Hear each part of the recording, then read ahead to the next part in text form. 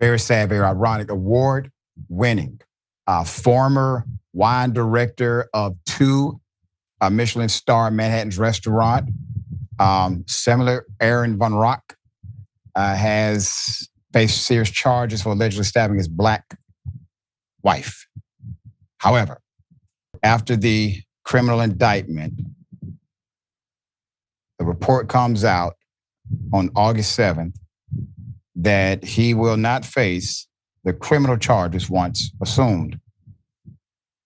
The report appeared in Manhattan criminal court for the New York Post August 7th.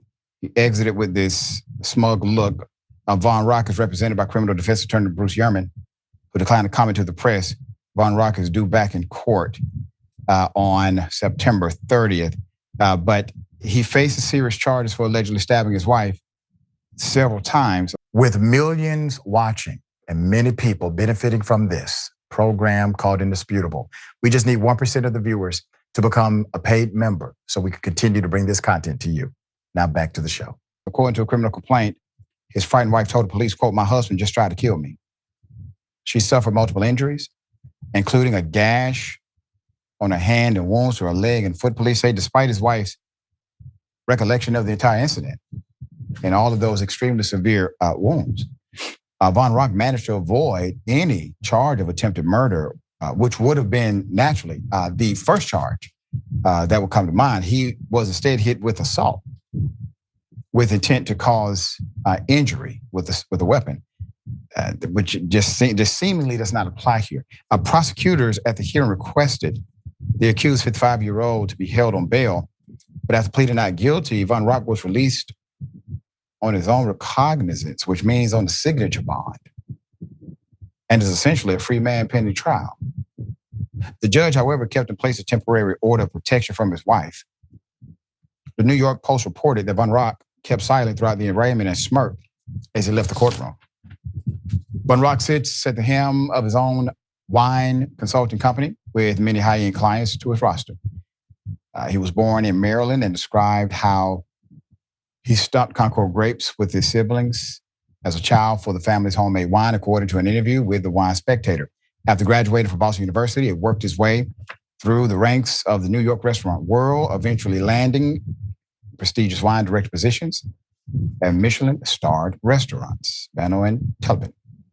Per the wife's account via X, it appears the couple may have had ups and downs over the years, where she began posting cryptic references to relationship woes in 2023.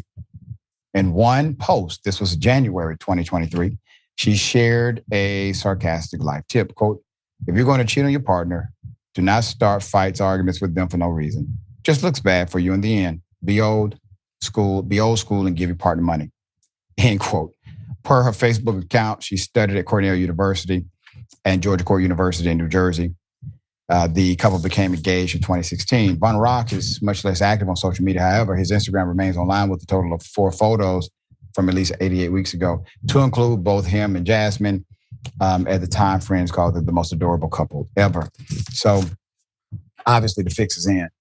And it's not much you can do when a prosecutor refuses to bring the proper charges and context of the crime. Literally, this is attempted murder all day. And if you negotiate to a lesser plea, you can't assume the level of malicious intent. You look at the evidence. You have malintent here. You have multiple stab wounds. There is no allegation of self-defense. The individual could have died from said injury. Were they persistent and excessive? Yes. Was it used with a deadly weapon or something that became a deadly weapon in the hand of the perpetrator? Yes. Was mens rea attached, meaning the formulation to commit a criminal act? Yes. How is this not attempted murder then? Jackson, fix is in. It's not too much more you can say because it looks like the judge has agreed to this mess. But when a prosecutor and a judge completely agree that these are the appropriate charges, it's difficult to override that. There are some jurisdictions that have these really, really strict ways to do so. But man, that's rare. What say you?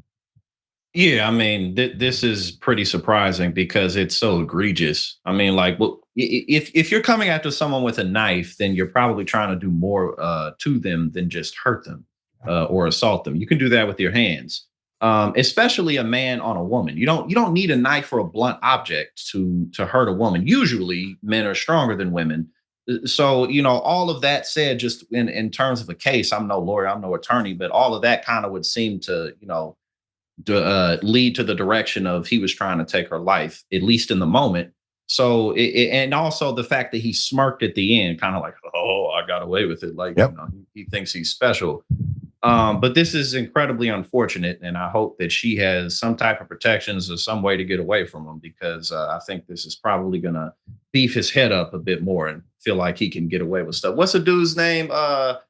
The Florida guy who got away with killing I'm talking about reminds me of him, the hoodie. What was his name? They did a Lifetime movie about him.